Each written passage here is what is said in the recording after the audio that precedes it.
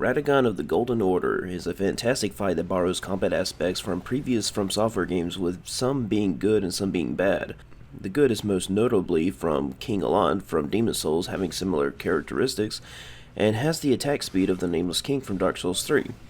The bad, however, is the teleportation, which is similar to the Twin Princes from Dark Souls 3, and the problem is that it's not telegraphed as well.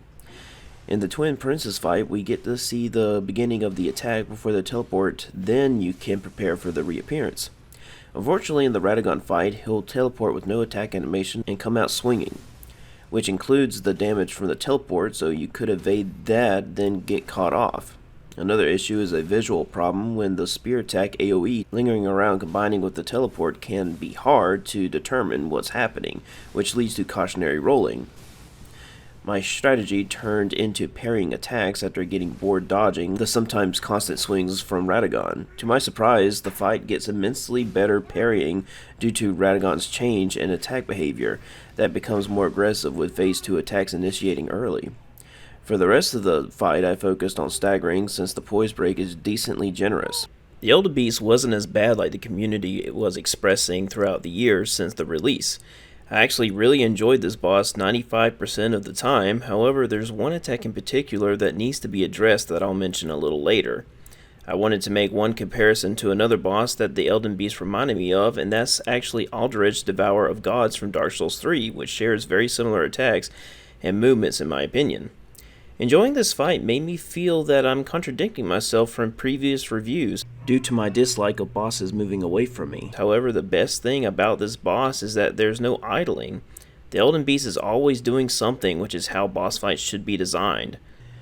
My strategy actually went through several changes, from trying to stagger to eventually dual wielding, which served the best results for me, and made switching a bit easier after Radagon because I wanted to equip the Claw Talisman, which boosts jump attacks. The attacks didn't require the most precise timing like Radagon, however you still needed to position yourself properly to have a successful evasion. The stagger strategy wasn't 100% reliable because I needed it for one situation, and going through the possibilities made that strategy too luck-based for my interest. I'm sure there are weapons that are very reliable for precise staggering, however my build wasn't equipped for that particular approach. That is something I will eventually need to figure out because it's probably going to be the most effective method to handle one special attack. Attacks that I felt didn't reward the player well enough was Nebula Line and Golden Breath after its display at the beginning of the fight. I feel that these attacks are a waste of time and they don't reward the player with good punish windows due to the fast recovery time and the scale of the damage detection that compromises maneuvers to get hits in. The Wave of Gold was a weird attack for me. Most of the time I got hit because I was caught in the middle. My evasion in the video was pure luck because I didn't rely on the telegraph and I only rolled due to a cautionary reaction. I'm still not entirely sure how to properly position myself to completely avoid it without RNG. I have looked up no damage completion videos, however the attack is never displayed, so perhaps I'm not alone in this perspective. My favorite attacks such as the Elden Blast, Flying Sword Crescents, and the 3 basic strike combo were very satisfying to evade from. As for the others, they weren't as interesting to me due to the lack in spectacle or reward. This now leads me to an attack that's possibly more problematic than the Energy Bolt in the Four Kings from Dark Souls. Elden Stars has absolutely no organic teaching, and it breaks the design philosophy of Elden Ring. Most players do not know how to avoid this attack without getting hit due to its specific and opaque manner of just slipping by. This attack either needs torrent or the range of the projectiles needs to be reduced because it's such a silly design as it currently stands, not just as someone that prefers no damage challenges, but as someone that's concerned about the design philosophy being compromised for future titles. This attack doesn't take any skill to evade, so its only purpose is to be extremely troublesome crossing other attacks, which is nothing but bad RNG. Aldrich handles this design a lot better. There's no floating orb tracking you, though the projectiles are not detrimental to the design philosophy, and it can be evaded properly with the proper positioning. From my perspective, the Elden Stars is a combination of the small homing projectiles from Aldrich and the Energy Bolt from the Four Kings, which is the most problematic ingredient to the design.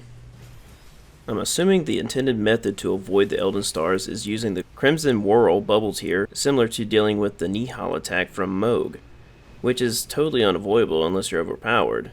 I really hope this doesn't become a regular attack design in the future from software games, because taking unavoidable damage is not satisfying or intriguing for me, regardless of how stunning the boss fight is. Radagon was admittedly annoying at first, however the fight naturally slowed down over time, so attacks that threw me off became natural to evade, and I can't help but feel that there should have been a stage 2 advancing the moveset.